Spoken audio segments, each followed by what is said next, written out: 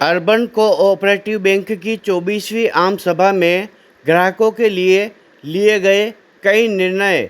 चित्तौड़गढ़ में urban cooperative bank की 24वीं आम सभा का आयोजन प्रियदर्शनी इंदिरा गांधी ऑडिटोरियम में बैंक के अध्यक्ष आई.एम. सेठिया की अध्यक्षता में आयोजित हुआ।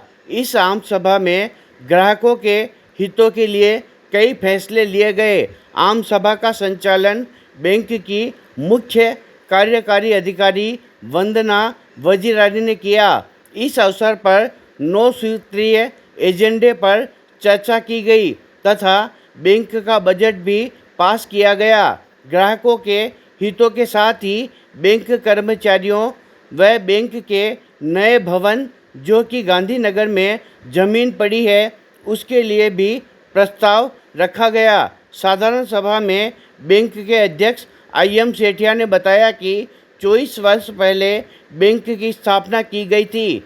24वीं आम सभा में बैंक की वित्तीय व्यवस्थाओं के साथ बजट में लाभांश का अनुमोदन करवाया गया। बैंकिंग सेक्टर में आगे बढ़े इसके लिए कई सुझाव भी आए हैं। बैंक के प्रधान कार्यालय के लिए भी जमीन ली है, उसका भी अनुमोदन करवाया गया है।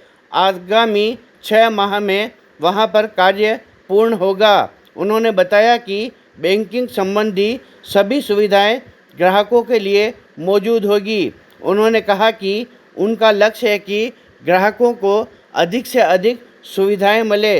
इस अवसर पर उन्होंने बताया कि कई वरिष्ठों का सम्मान किया गया। साथ ही बैंकिंग सेक्टर में कर्मचारियों जिनको 10 वर्ष हो चुके हैं उनका भी सम्मान किया गया। बहरहाल चित्तौड़गढ़ में अर्बन कोऑपरेटिव बैंक की 24वीं आम सभा का समापन हुआ जिसमें कई निर्णय लिए गए। आने वाले समय में ग्राहकों की सुविधाएं और बढ़ेगी।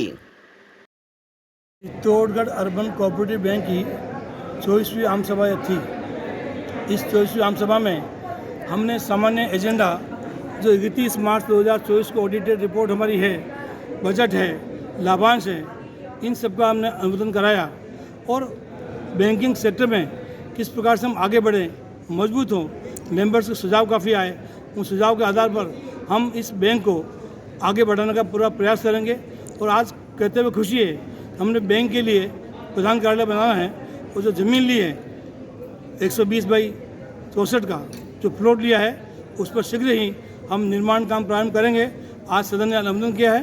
मैं समझता हूँ अगले 6 महीनों में। नवाचार की बात करें, किस प्रकार का किया जाए? नवाचार खास तौर से जो ग्राहक है, बैंकिंग सेक्टर प्रगति कंपटीशन हो रहा है, इस कंपटीशन के युग में किस प्रकार से तकनीकी के माध्यम से हम ग्राहक को सुगम सुविधा उपलब्ध करा सकें, इससे हमने पूरा प्रयास किया है और अब करेंगे। और राष्ट्रीयकृत बैंक है, निजी बैंक है, उन बैंकों के समकक्ष सारी सुविधाएं हम देने का प्रयास कर रहे हैं, दिया है, और जो छूट गई वो भी देने का प्रयास करेंगे।